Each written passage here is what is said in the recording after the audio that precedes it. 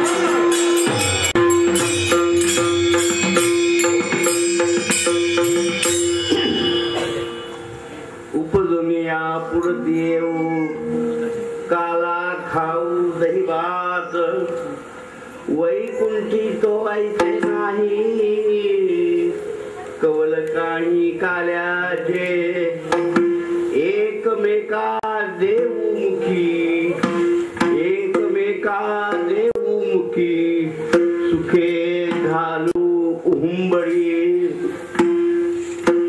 वैकुंठी तो ऐसे नाही कवल काही काल्याचे तुका म्हणे वाळवंट तुका म्हणे वाळवंट बरवे नीट उत्तम वैकुंठी तो ऐसे नाही कवल काही काल्याचे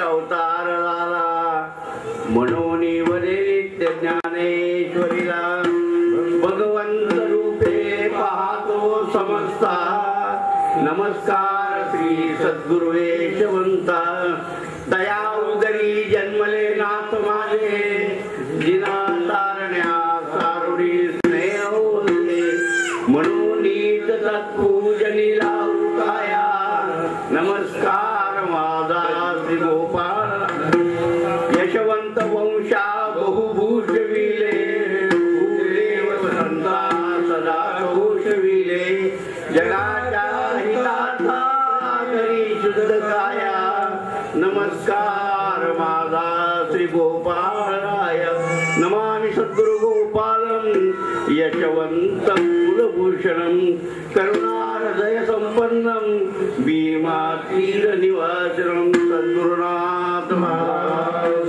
की जय।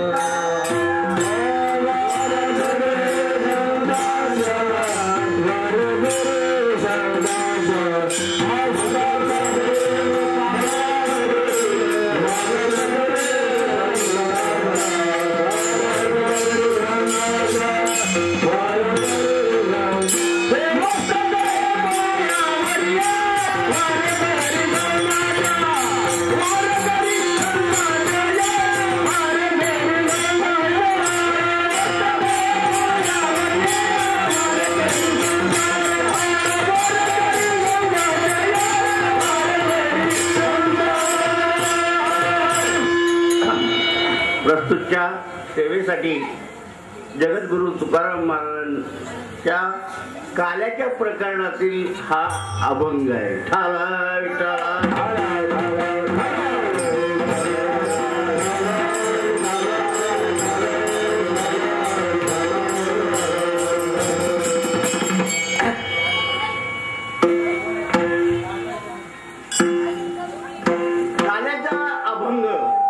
कीर्तन सेवेसाठी घेणं म्हणजे स्वतःची फजिती करून घेणं आहे. कारण जितकं वाटतं तितकं सोपं नसतं. त्यातून पुन्हा लोक जास्त परीक्षा घेण्यासाठी असं सोंग करतात आणि मग जे काय व्हायचं ते होतं. परंतु दुसरी एक सेफ साईड संतांनी आपल्याला सांगितलेली आहे. तुम्ही कसंही करा, वेडे वाकुडे गाईन बरी तुझा म्हणविन. कारण या काल्याच्या प्रसंगामध्ये आज आपल्याला साध्य करून घ्यायचं. आज आपल्याला काही करून लांडी लबाडी वगैरे वगैरे काही करून गाणं येऊ दे न येऊ दे, अभ्यास होऊ दे न होऊ दे, परंतु आज आपल्याला पासच व्हायला पाहिजे. तरच आपलं पुढची गाडी सरळ होणार आहे. आज आता ज्यांनी सुरुवात केली नाही परमार्थाला त्यांचं सुद्धा साध्य होण्याची शक्यता या काल्याच्या कीर्तनाच्या कथांतून आपल्याला मिळू शकते. इतकं महत्व अशा प्रकारचं याला आहे. गेल्या वर्षी हाच महाराजांच्या गुरुगौरव दिनाचा कार्यक्रम संभाजीनगर म्हणजे औरंगाबाद शहरामध्ये साजरा झाला आणि तिथं आपले बाळासाहेब कौसडीकर यांनी इथल्या या कार्यक्रमाचा नारळ घेतला किंवा यावर्षी पुढच्या वर्षीचा गुरुगौरव दिन आपल्या ह्याच्यात मी वाटच बघू लागलो होतो. कौसडीचं आमंत्रण केव्हा येतंय आणि आपण केव्हा एकदा जातोय. पटकन व्हाय म्हणजे 1 मिनिटही लावला नाही. तिथं स्पर्धा होती. कारण आहे असं. जिथं माझ्या जीवनाच्या शिक्षणाची सुरुवात झाली ती कौसडी गाव. मला एकदा केव्हा बघीन असं झालं होतं. मी दुसरी तिथं सुरुवात केली शिक्षणात. माझ्या बरोबरचे काल इतके मित्र भेटले आणि इतकी गळाभेट झाली. सगळ्याला अगदी गैवरून आलं. खूप खूप आनंद. तसं भगवंताला सुद्धा या गोकुळात येण्याकरता आतुरलेलं होतं. केव्हा एकदा निमंत्रण अवतार घेण्याचं मिळतंय आणि केव्हा एकदा मी पृथ्वीवर जातोय आणि करतो. कारण असं की हा अवतार कसा आहे, भक्त काम कल्प द्रुमू अशा प्रकारचा अवतार आहे. म्हणजे प्रत्येक अवताराचं कार्य विशिष्ट पद्धतीचं चाकुरीबद्ध होतं आणि प्रत्येक अवतारामध्ये त्याचे भक्त काही खूप दिवसाचे अशा प्रकारचे होते. पण त्यांना चाकुरी बाहेर काही करता येत नव्हतं. देवा माझी ही इच्छा आहे पूर्ण करा. ठीक आहे पुढच्या अवतारात राम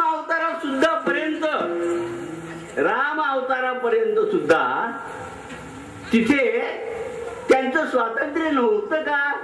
काही करायचं झालं की वाल्मिकीला विचारा म्हणायचं काय लिहिलंय का तुम्ही असं, नाही तर नाही.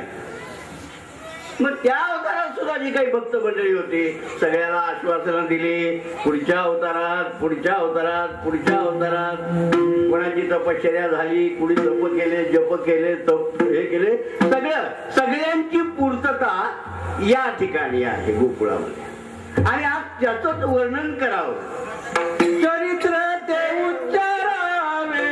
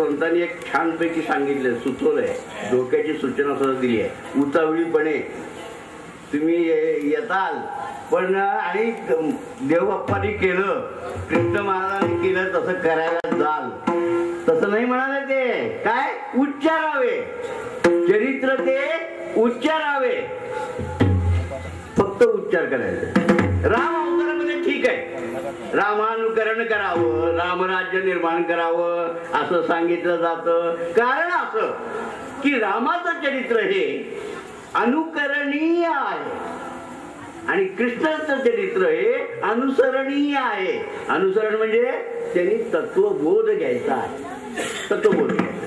त्या वारकरी संप्रदायामध्ये 7 दिवस सप्ताह असतो आणि काही ठिकाणी 3 दिवस, काही ठिकाणी आहे. आणि अशा प्रकारचे गुरु गौरव दिन, जन्मदिनाचे कार्यक्रम, संतांच्या मधले सगळे कार्यक्रम हे अगोदरच्या दिवसामध्ये साधनाचा विचार करणारी कीर्तनं असतात. साधनाचा विचार, कोण ज्ञानमार्गाचा मार्ग दाखवेल, कर्म मार्गाचा असेल, भक्ती मार्गाचा असेल, कुठले साधनं सगळी सांगितली जातात. आणि इथं मात्र वेगळं आहे.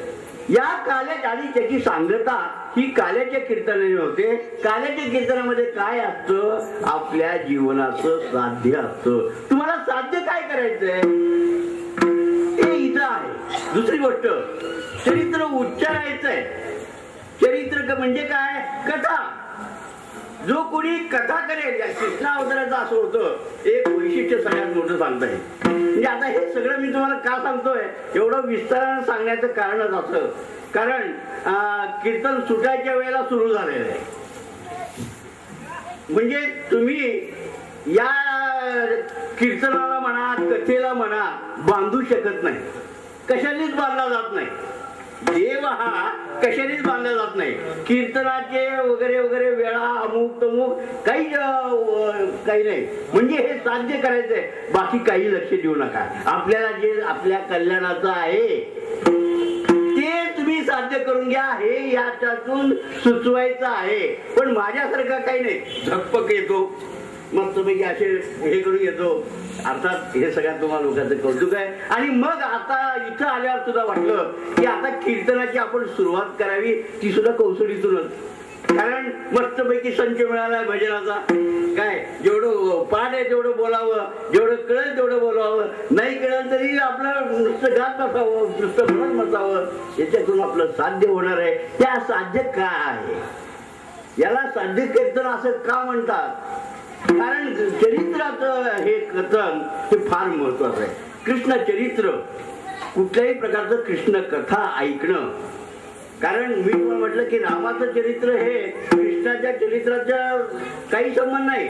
जर रामासारखं रामाचं अनुकरण करावं, एक पत्नी, एक वाणी, एक व्रती, चाकोरीबद्ध चालणारा असा हा, अगदीच त्याचं जरूर अनुकरण करावं. परंतु दुर्दैवाने या कलियुगामध्ये आपण ज्याचं करायला जातो त्याच्या नेमकं उलट करतो. रामाचं चरित्र अनुकरणीय आहे, त्याचं अनुकरण कधीच करत नाही आपण. कृष्णाचं चरित्र अनुसरणीय आहे, त्याचं करायला बघतो. आणि मग जी फजिती होते ती ज्याची त्यालाच माहिती.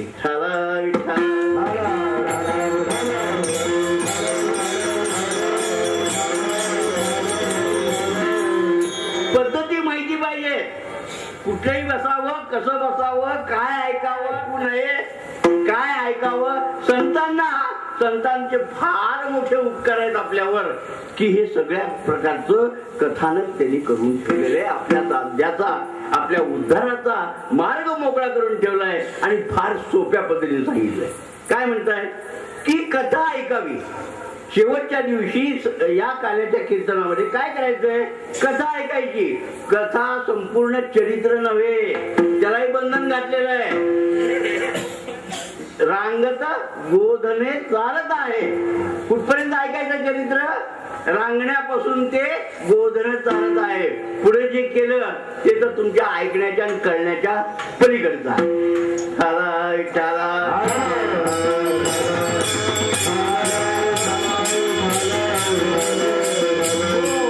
पुढचं जे चरित्र त्याचं आहे कृष्णाचं हे फक्त वंदनीय आहे. कारण हे अशा प्रकारचे अतर्क्य देवा तूच करू जाणे, बाकीचा कोणाचा काही हे नाही. पण अगोदरची जी कथा आहे त्या कथेतून आपल्या उद्धाराचं साधन आहे. संत म्हणतात तुम्हाला बाकीचे घेऊन काय करायचंय, आपला उद्धार कशात आहे ते ज्ञान पैगा बरवे, जरी मनी हाती आणावे तरी संता या भजावे सर्वस्वेची. मग तुम्हाला जे ज्ञान पाहिजे आपल्या उद्धाराचं बरोबर ज्ञान कोणतं ज्ञान आहे, आपल्या उद्धाराचं जे ज्ञान आहे ते बरोबर ज्ञान आहे. मग त्या संत वाङ्मयातून आपण काय घ्यायचं, बरोबर कशाला म्हणायचं, जे आपल्या उद्धाराचं आहे ते. तर काय करायचं, या कीर्तनामध्ये या कार्यक्रमामध्ये कालेच्या कार्यक्रमामध्ये कृष्ण कथा ऐकायची आहे. कथेने ऐकून काय होतं, दरवर्षी दर कार्यक्रमामध्ये शेवटच्या काल्याचं कीर्तन महाराजांचं असतं. अभंग कोणता घ्यायचा हे सगळ्यांना पाठवत असतं, हे महाराज आता हे अभंग घेणार, कारण दुसरं काही मलाही येत नाही आणि दुसरं काही ऐकायची तुम्हालाही गरज नाही. तेच ऐकतो, पण तितक्याच तन्मयतेनं भक्तिभावनेनं आपण ऐकतो, कारण आपल्या उद्धाराची वेळ जवळ आली असं समजावं. एक महत्वाचा दुसरा भाग आहे, इथं काल्याच्या कीर्तनामध्ये उभारणं, टाळ घेऊन उभारणं आणि कान देऊन ऐकणं याला सुद्धा अधिकार लागतो.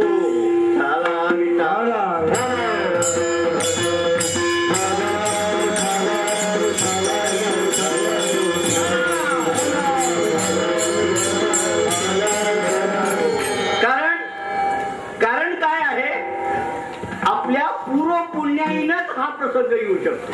पुण्य पडले बहुत दिवसा, पुण्य पडले बहुत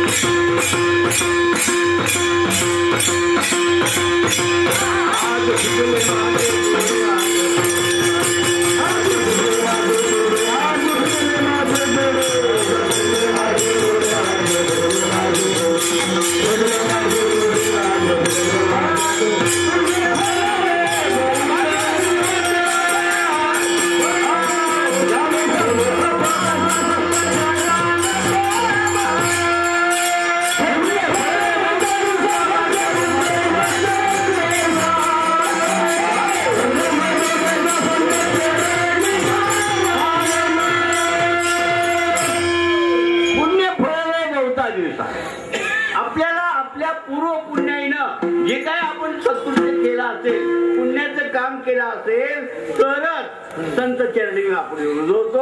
आणि आज आपलं कोडं फुटणार.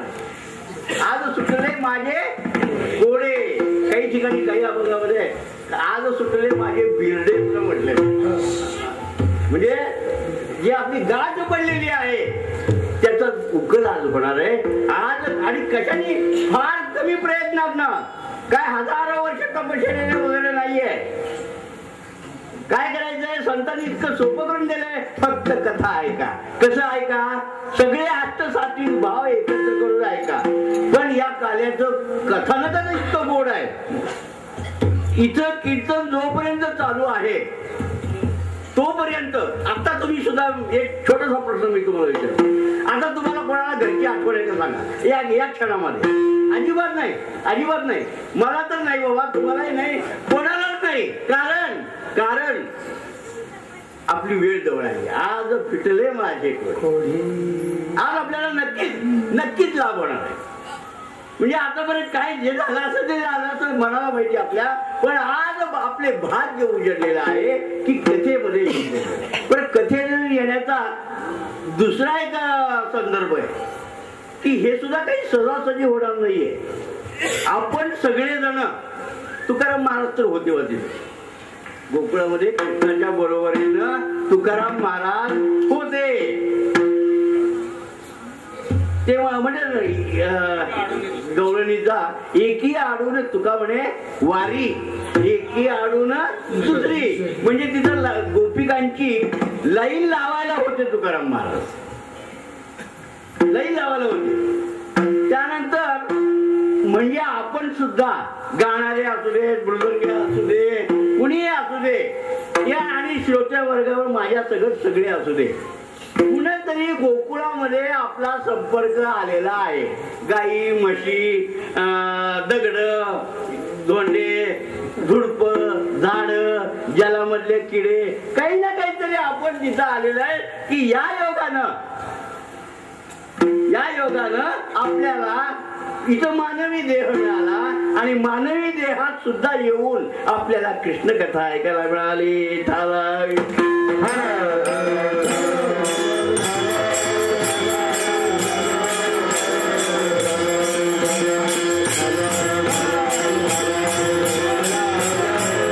बुवाला किती येतं, काय येतं ह्याची बारीक चाचपणी टाळकऱ्यामध्ये असते. आणि काल्याच्या कीर्तनामध्ये एक सवलत आहे महाराज लोकांना. कुठेही काही संदर्भ झाला तरी कृष्णाच्या ठिकाणी येतं आणि त्यामुळं ह्यांनाही आतुरता लागली असते की आपल्या आवडीचा खेळ ठेवायचा. बारक्या पोरांना काही जरी इतर कीर्तनात समजत नसलं तरी यांना समजतं पेद्या सुद्धा गोष्टी केव्हा येत. म्हणजे सगळ्यांचे भाव एकत्रित असत होता कृष्णाचा अवतार. आणि मग कृष्णाचा अवतार झाल्यानंतर म्हणजे त्याने जे केलं दुसरं काहीही केलं नाही. गोकुळात जोपर्यंत कृष्ण होते तोपर्यंत फक्त काम कल्पद्रुमू त्याच्याशिवाय कधी काही केलं नाही. आणि ज्या वेळेला हा कार्याचा प्रसंग येतो प्रत्येक वेळेला कृष्ण अवतारामध्ये दुसरे कृष्ण अवताराचं वैशिष्ट्य सांगता येईल. म्हणजे असं, कृष्णाने मी देव आहे असं कधीही झाकून ठेवलं नाही या अवतारामध्ये. कारण 5व्या दिवशी पुतणेचा वध केलाय. सामान्य जीव करू शकतो असं नाही. मी देव आहे लक्षात घे. अख्ख्या गोकुळामध्ये यशोदे मातेला सुद्धा ती मारायला गेल्यानंतर अगं मग बघ कोण आहे मी ते बघ तोंड उघडून दाखवलं, विश्वरूपाचं दर्शन लागलं. म्हणजे मी देव आहे असं कधी दाखवून ठेवलं नाही. आणि म्हणूनच ज्यांना कळणार नाही ना हे कोण आहे, हे कोण आहे, कारण मायातीत असणारा हा अवतार आहे. आपल्याला जो भुरळ पडते आपल्याला संत सुद्धा लवकर कळत नाही. तुम्ही बघा जेवढे संत होऊन गेले, आता अण्णा महाराज येऊन गे, भाऊसाहेब महाराज येऊन गे, किंवा आपल्या परंपरेतील तिन्ही चारही महाराजांचं बघूया, आपल्याला ते असेपर्यंत फारसं महत्व नाही कळलं. बघा संत गेल्यावरच त्यांचे चरित्र तयार झालेले आहेत, त्यांना आपल्याला सगळ्याला ऐकायला मिळालेले आहेत. कारण एक माया अशा प्रकारचं हे असतं. संत स्वतःच्या अधिकारात येतात आणि आपला जन केला. कारण कसं बुडते हे जन देखवेना डोळा मनोमनी कळवळा येत असे. कळवळा निष्प्रिय प्रेम. म्हणून या अवतारामध्ये कृष्णांनी भक्त काम कल्पद्रुमुख केलं आणि आपल्या भक्तावर, आपल्या सवंगड्यावर, गोपिकावर कसं प्रेम केलं, निष्काम प्रेम केलं, निर्भेद प्रेम केलं आणि त्यांना सगळ्याचा उद्धार करायचा होता या अवतारामध्ये. या अवतारामध्ये सगळ्याचा उद्धार करायचा होता. जे जे त्याच्या बरोबर होते त्यांचाही होता आणि तुमच्या आमच्यासारखे जे झाडं झुडपं बाकी दगड कडे असे जे काही होते ते त्यांचा सुद्धा उद्धार झाला. उद्धार झाल्याचं एक लक्षण म्हणजे मानवी देह मिळाला. का तर आता इथून पुढे आपण भगवंताच्या पायाजवळच जाणार आहे. पण या सगळ्या ह्याच्यातून कथेचा फार मोठा सहभाग आहे. पुन्हा पुन्हा पुन्हा पुन्हा आपण कथा ऐकतो, कृष्ण कथा ऐकतो आणि कृष्ण कथा हे आपल्या उद्धाराचं एक साधन आहे. कथा कसे आहे, कथेचं एक वैशिष्ट्य सांगतो. या ह्याच्यामध्ये कथा आपण कीर्तन झाल्यानंतर काला खातो. या काल्याचा प्रसाद म्हणजे दही भाताचा खिचडी काला कसा असतो, खिचडीचा काला अशा प्रकारचा आपण घेतो. या वरच्या काल्याने याच्यामध्ये 1.5-2 तास जे काही आपण कृष्णचरित्र गातो ऐकतो किंवा हे याचे सगळे भाव या काल्याच्या रूपामध्ये असतात. नवे नवे कृष्णाला काळजी पडते की आता हे याच्या पोटात गेल्यावर सुद्धा काय या स्थूल देहाची शुद्धी. कारण आपला उद्धार व्हायचा असेल तर सर्व शुचिर्भूत होऊन जावं लागतं. गोकुळामध्ये जायचंय आपल्याला. गोकुळात जाण्यासाठी आपलं सगळं शुचिर्भूत अंतर बाह्य व्हावं लागतं. काल्याच्या प्रसादाने स्थूल देहाची शुद्धी होते. जसं गंगेची आंघोळ केल्यानंतर आपण मानतो काय हे आपलं हे सगळे पाप धुवून जातात, तसं या काल्याचा वरचा जो प्रसाद आपण खातो दही भात काय तर त्यांनी काय होतं आपल्या स्थूल देहाची शुद्धी होते. स्थूल ज्यावेळेला देह शुद्ध होतो त्यावेळेला मनामध्ये शुद्ध भाव निर्माण होतात आणि शुद्ध भाव निर्माण झाले की मग आपण त्याला शरणागती वगैरे वगैरे काय असेल ते आपण सगळं होतो आणि देवापाशी हे करतो तुझं एकच. आणि मग संतांनी हे मार्ग दाखवले.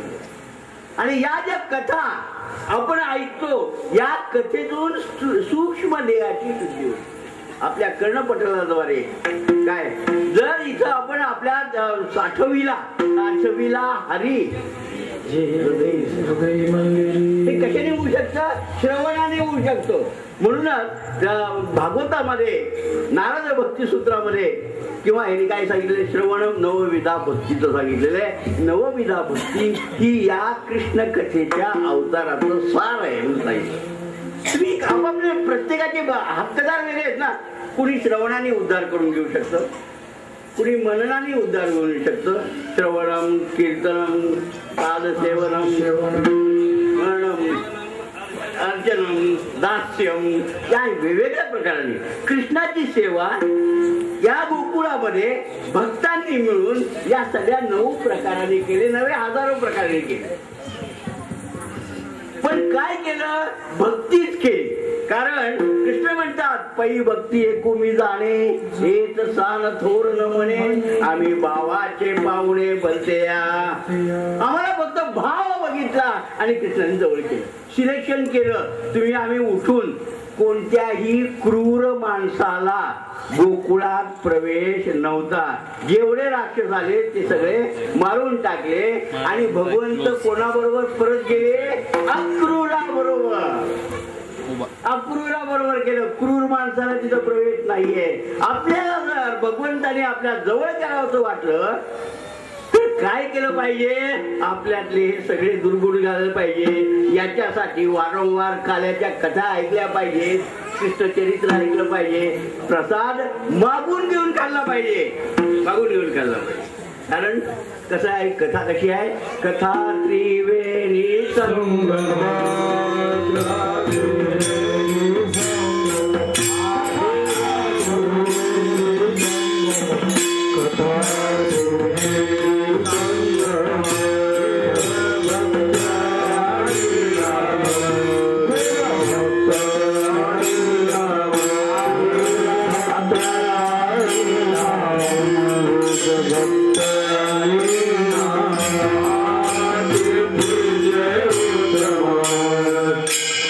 Dear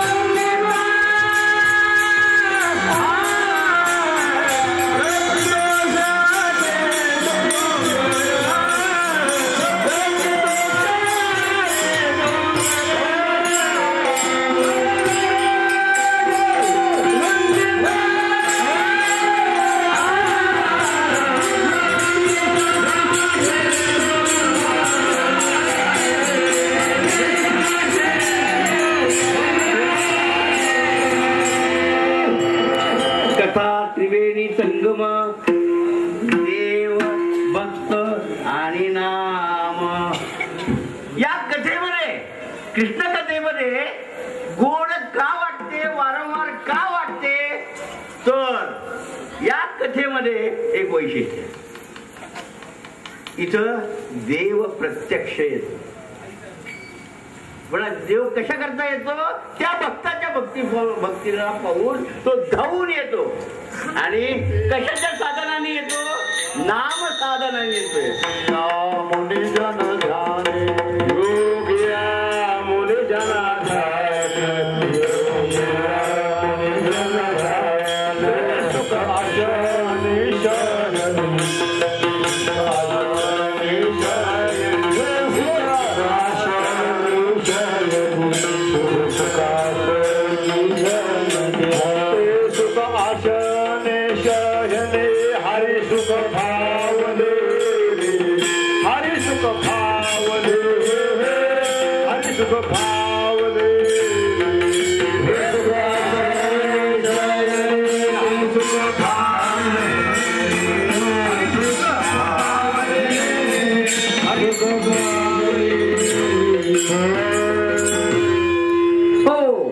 इथं काय हरिसुख पावले.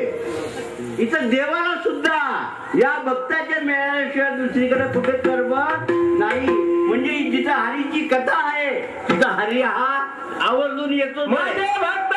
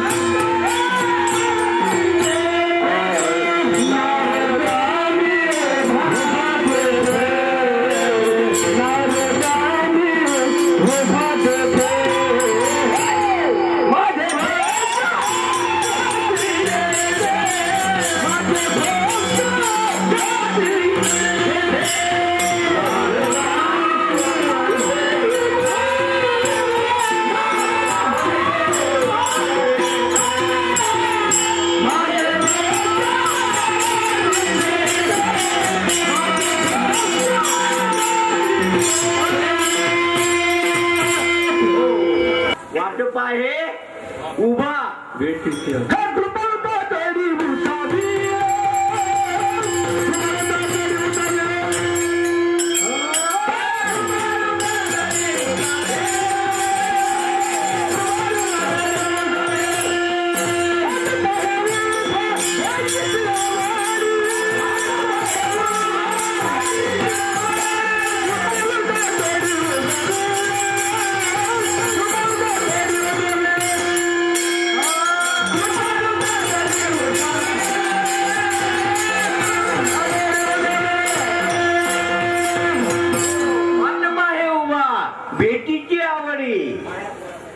कशा करता कृपाळू तातडी आणि उतावीळ आहे. भगवंत उतावीळ होतो भक्ताच्या भेटीसाठी. आज इथं या कधी एकदा सप्ताह संपतो आणि काल्याचं कीर्तन ऐकतो याची भावना सगळ्यांची.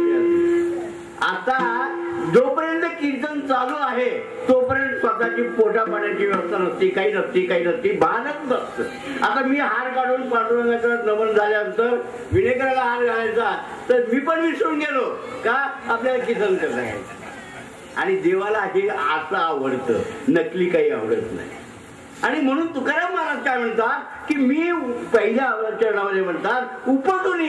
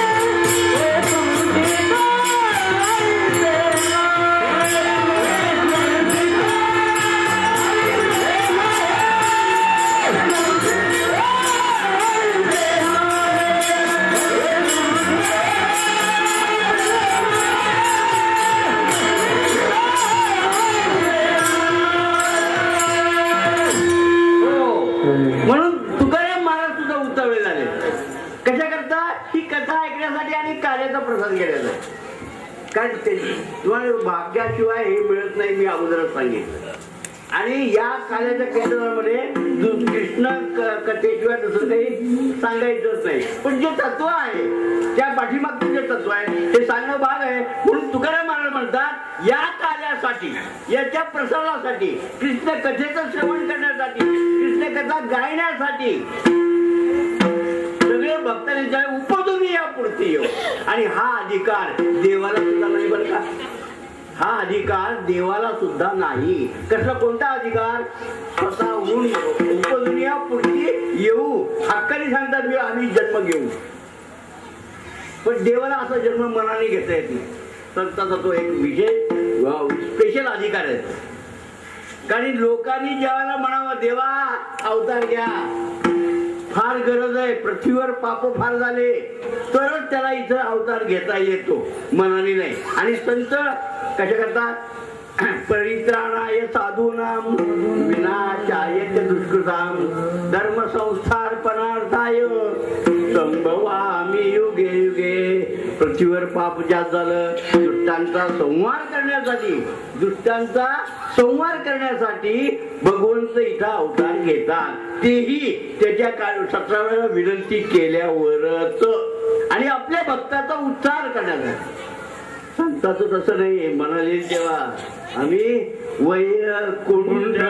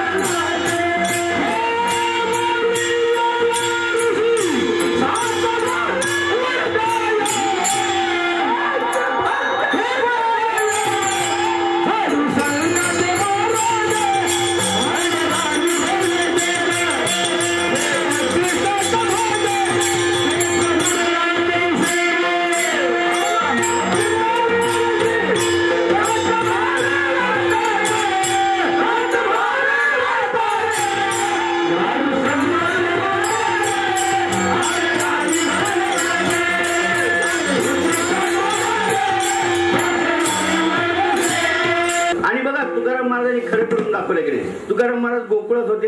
आपल्याला माहिती आहे कारण तुका तेथे वारी एके आरून दुसरी लाईन लावायला होते हंटर घेऊन.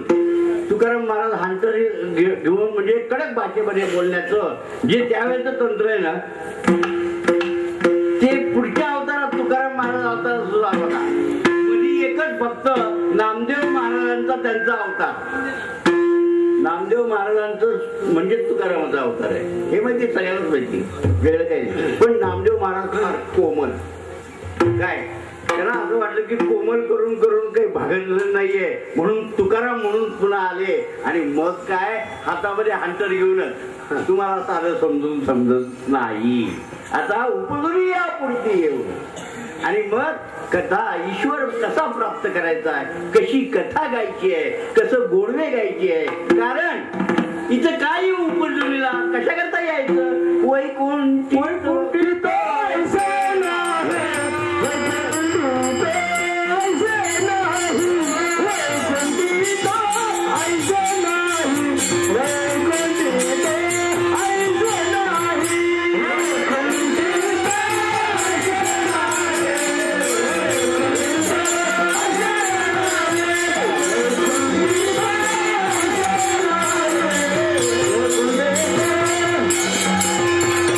Oh!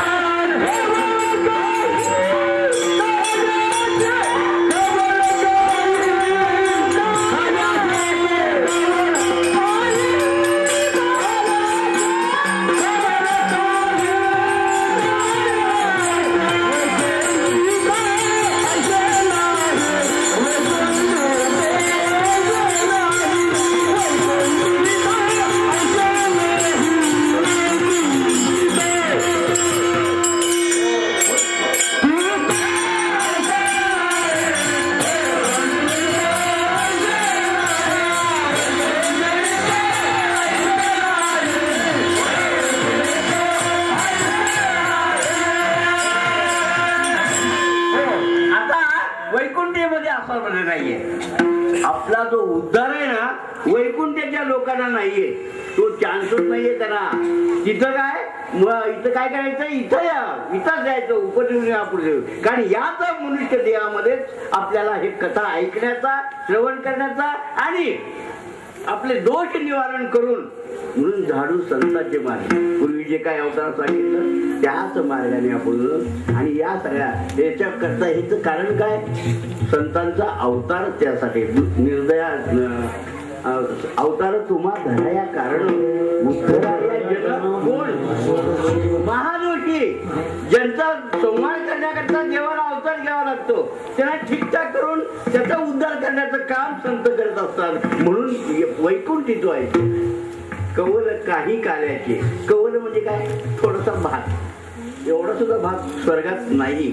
म्हणूनच स्वर्गीचे अमर, स्वर्गीचे अमर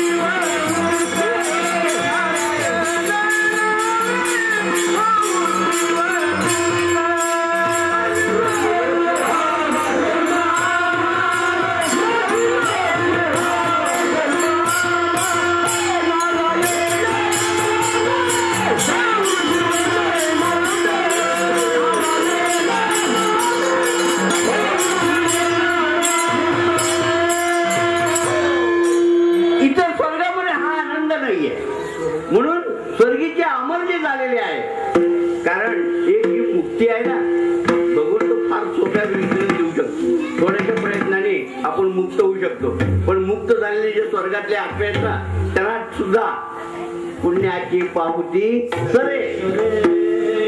आणि परत माघारी त्यांना कायमची मुक्ती नाहीये. संतांना तशा प्रकारची मुक्ती नकोय. पुन्हा माघारी या पुनरपी जन्मामध्ये अडका हे नकोय. म्हणून तुकाराम महाराज म्हणतात काय, इथं उपजून यायचंय. कशा करता यायचंय, प्रत्येकाचं लक्षात ठेवा. पुन्हा कशा करता यायचंय, थोडक्या मुक्तीनं मुक्त व्हायचं नाही. पुन्हा यायचंय, पुन्हा जायचंय आणि पूर्णपणे निर्दोष होऊन जायचंय. पूर्णपणे निर्दोष होऊन जायचंय. आणि त्याच्यासाठी फक्त आणि फक्त कृष्ण कथाच ऐकायला मिळते. कारण जे आपण ऐकतो, जे आपण बोलतो, ते आपण काय करायचं आहे, संतांचं एक वैशिष्ट्य सांगितले, सेवितो हा रस आणि वाटितो अनेका. म्हणून दुसऱ्या तिसऱ्या चरणामध्ये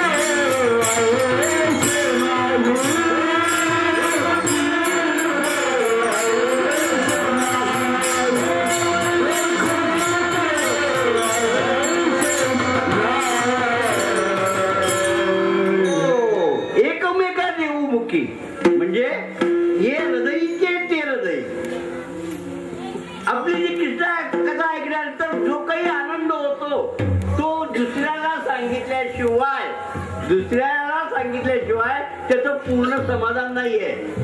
बरं ते कसं? म्हणूनच हे तंत्र आजकालच्या राजकारण्याने एक नवीन सुरू केलंय. एकमेकाच्या कानात सांगायचं, हे ह्याला मत फार परिणाम होतो. कारण तुम्ही ऐकलेलं तुम्ही एकाला ऐकून बघून 10 जणांना सांगता. तसं कृष्ण कथेचं फार वेगळं वैशिष्ट्य आहे. एकमेका घालून मुखी देऊ मुखी म्हणजे का म्हटलेलं आहे? माझ्या ते म्हणजे एक छोटस उदाहरण जरासं पुस्तकाचा भाग थोडासा अगोदर घेऊन सांगतो. कृष्ण कथेचं ज्या वेळेला गप्पा मारायच्या म्हणजे आनंद मी म्हणतो ना, एकमेका देवमुखी जो आहे हा काय प्रकार आहे? तर जो आनंद आपल्याला कृष्णकथा ऐकण्यातून बोलण्यातून कथनातून मिळतो तो आपल्यापाशी ठेवायचा नाहीये. आपला या कथेला उद्धार होणारच आहे. आपल्याबरोबर 10 लोक करायचं ही संत वृत्ती असते. म्हणून संताचं दुसरं एक वैशिष्ट्य आहे. कृपा दृष्टीने आलेले आपुल्या पदी बैठविले कृपेने अशा प्रकारचं येतं. चालविची आरती धरून या हे संत वैशिष्ट्य आहे. तुकाराम महाराजांना इथं बोलून कृष्णकथा तुमच्या गळी उतरून काय करायचंय? इथून कायम मुक्त व्हायचं आणि भगवंताच्या चरणाजवळ राहायचंय. थोडे दिवसाकरता म्हणजे आपल्याला जायचं नाही. आपल्याला त्याचा स्वरूपचाच आपल्याला भगवत स्वरूपामध्येच आपल्याला आनंद मिळणार आहे. अखंड आनंद भगवत प्राप्तीशिवाय आपल्याला मिळणार नाही. तो आनंद आपण एकमेका देवमुखी आणि झाल्यावर माझ्या तोंडून तुमच्या तोंडात आले गाय तर सगळ्यांना अरे वा कृष्ण कृष्ण कृष्ण वेडे वेडे होऊ जायचं. आपल्याला देहभान विसरायचंय. म्हणून ते काय म्हणतात की एकमेका देवमुखी आणि सुखे घालू हुंबडी. सुखे घालू हुंबडी म्हणजे दुःखाचा जिथं पूर्णपणे नायनाट होणार आहे या कथेतून. म्हणूनच तुकाराम महाराज इथं म्हणतात की वैकुंठी व्हायचे नाही कवल काही करायचे. विठोबा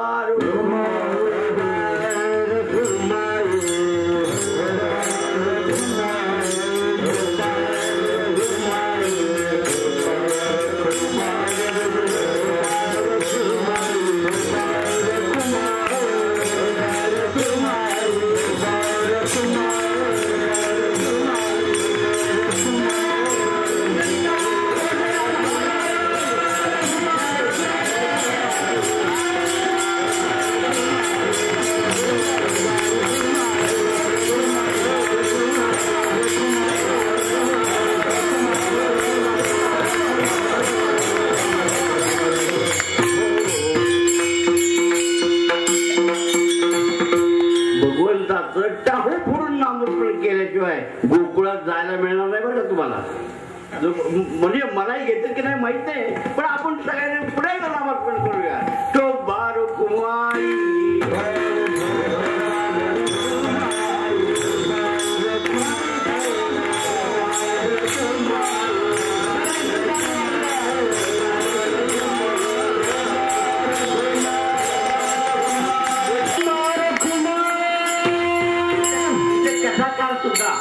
आणि ऐकणारे सुद्धा कृष्ण कथेला आपल्याला गोकुळात जायचंय. या कीर्तनाचं वैशिष्ट्य म्हणजे पूर्वरंगामध्ये सगळं अभंग पूर्ण करायचं आणि फक्त चरण शेवटी ठेवायचं सगळं. आणि आता कृष्ण कथेला आपल्याला जेवढी शक्य आहे तेवढी गायची, जेवढे भाव आहेत तेवढे सगळे उलगडून टाकायचे.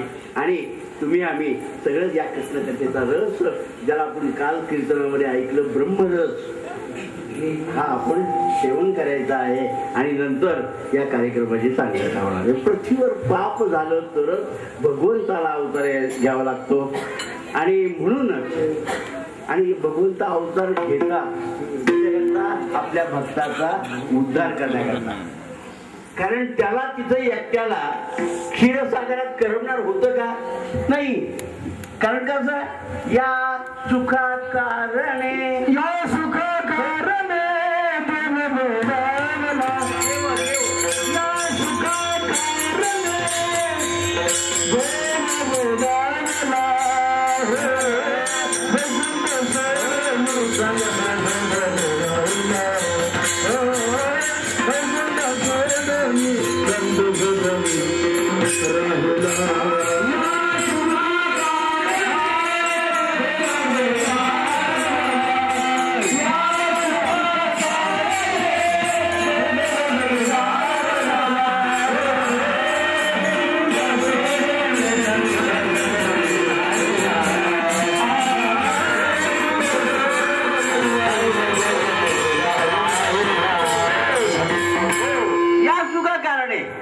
काल्याचं आणि कथानक आहे कृष्ण कथानक हे ऐकण्यासाठी या सुखाला स्वतः देव सुद्धा कसं म्हणजे का कशावर म्हणतात देव वेडावला कारण ती वेडाच होतो भक्ताच्या सान्निध्यात आलं की तो वेडा होतो नामदेव कीर्तन करी पुढे देवनाचे पांडुरंग पुढे देवनाचे पांडुरंग नामदेव कीर्तन करी पुढे देवनाचे पांडुरंग देवनाचे पांडुरंग